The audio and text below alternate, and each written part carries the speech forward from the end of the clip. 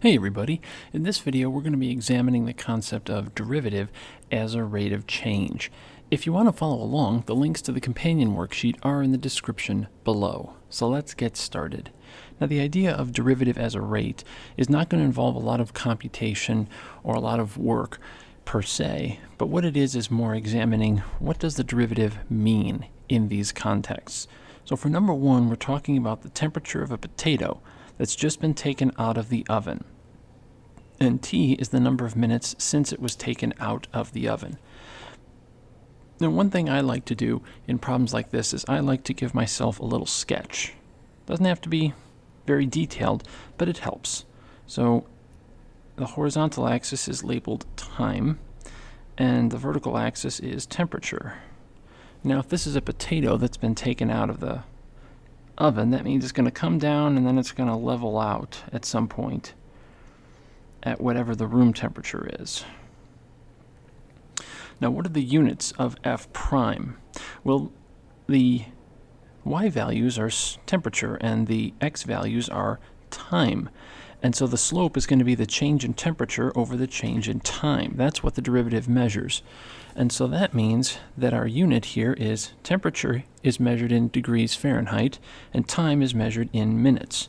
So the units of f prime are degrees Fahrenheit per minute. That's going to be the unit.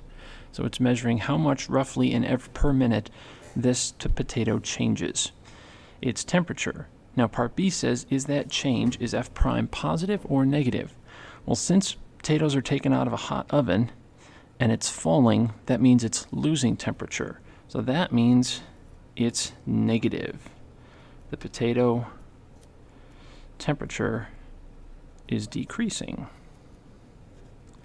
So that means our rate of change, our derivative, is going to be a negative. So let's look at the second one. Here we're talking about the cost to produce a B number of loaves of bread. Well, let's see. What would this graph look like? Let's see. Loaves. And on this axis we have cost. Now it's going to take some cost just to set up the factory, and then it's just going to go up like that. So what are the units of f prime? Well, our units here are cost is in dollars, and the loaves is loaves of bread. So that means our unit of f prime is dollars per loaf. All right, that's our unit for f prime. Now, is it positive or negative? Well, looking at our graph, the more loaves of bread we produce, the more the cost. So that means it's a positive.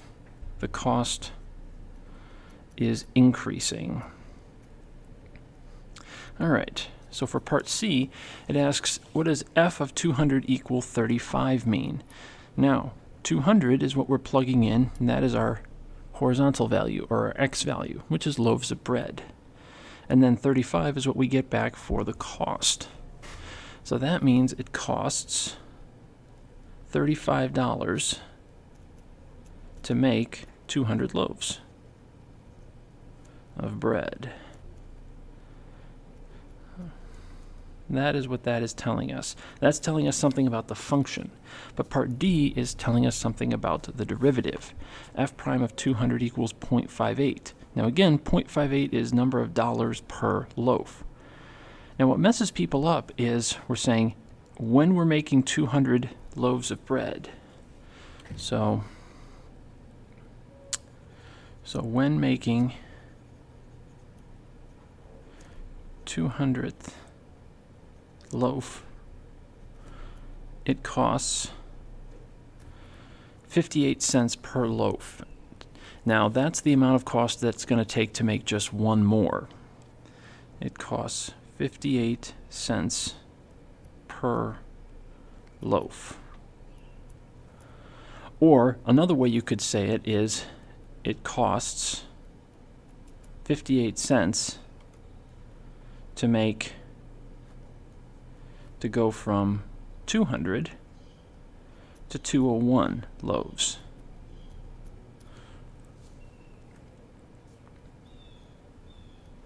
So that's another way to express this same idea. is that at that moment, at that instant, it's costing you 58 cents per loaf. Now that's only looking at that one instance. That's not adding up all the total cost and dividing by however many loaves you have. You're just saying to make one more loaf, it's going to cost you another 58 cents. All right, so looking at number 3 now, here we're talking about fuel economy of a car in miles per gallon as a function of S, where S is the speed of the car in miles per hour. So the x-axis is speed, and the y-axis is fuel economy. Now, if you're not going anywhere, you have no fuel economy. Now you go up. Now, as you continue to speed up, you actually begin to lose fuel economy because of wind resistance. So the first question is, what are the units of G prime? So our units of fuel economy are miles per gallon, and our units of speed are miles per hour. So miles per gallon per miles per hour.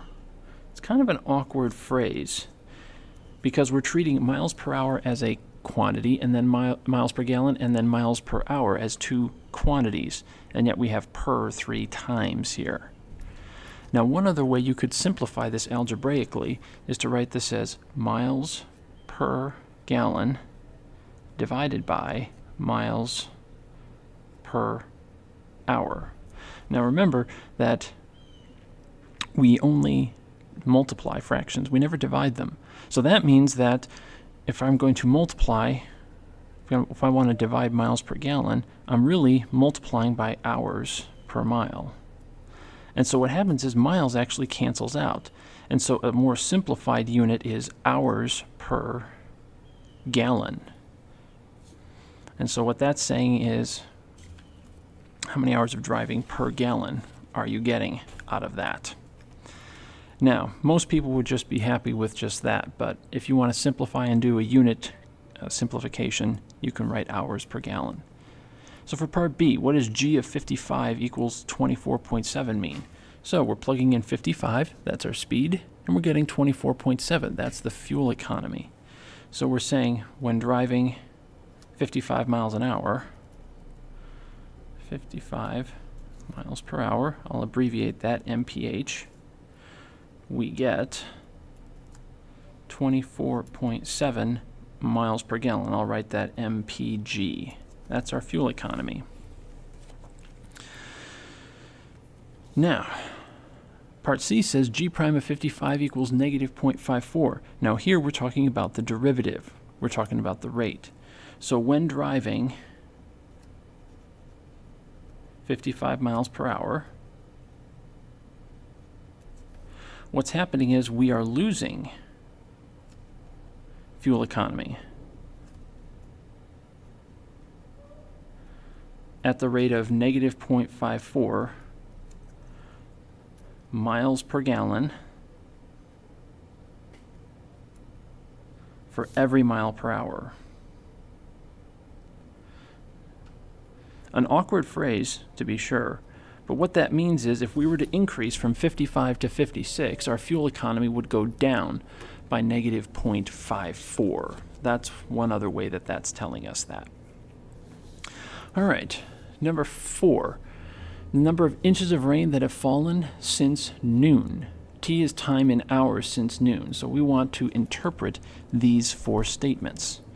So letter A, f of 5 equals 3.1. So we're talking about 5 hours since midnight. So at 5 p.m., 3.1 inches of rain have fallen. Inches of rain have fallen. Now here we've got the derivative. Now, we don't know much about how the rain fell. All we know is that this is time and this is rain. And so our graph could look something like that. Hard to say. So what is our unit for our derivative? Well, it's going to be inches of rain per hour. So here we can say at 7 p.m. and this is our rate. And so we say it is raining at 0.4 inches of rain per hour. That's how much rain is coming down at that instant. Now, it would be wrong to say that at 8 p.m. there's going to be 0.4 more, because the rate of rain can change over the course of an hour. It can rain harder, it can rain less. But we're saying at that moment, at that instant of 7 p.m., that's how hard it's raining. Now, letter C is different because now we're talking inverse. So what happens? Well, with an inverse, the x and y values switch places. So here, x is now rain, and time is the y value. So when we plug in 6 corresponds with rain. So, and then 10 corresponds with time. So we can say, when 6 inches of rain have fallen,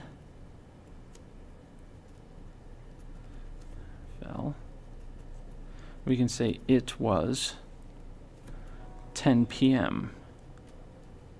or 10 hours after midnight. That's what that's telling us.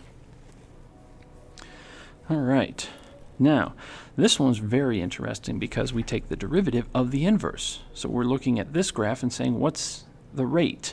Well, it's time, which is in hours, per rain, which is in inches. So this unit, 2, is hours per inch, is what that means. And so what that means is we're plugging in 5 for rainfall. So after 5 inches of rain has fallen, this 2 tells us that it will be another 2 hours for another inch of rain to fall. Of rain to fall. Okay. Hope this helps. There's not a lot of computation here, but it's a lot of thinking about what are the units. And I often find that it helps when you sketch a graph and come up with an example function. Thanks for watching. If you liked the video, please give it a thumbs up. For more videos like this, click the subscribe button. If you're a teacher and you find this helpful, share it with your students and your colleagues. If you're a student and you find this helpful, share it with your classmates. If you have suggestions or problems you want to see worked out, type a comment below. To support the channel, click the Patreon link to help keep this going. Thanks so much for watching, and remember, the best way to understand something is to do it.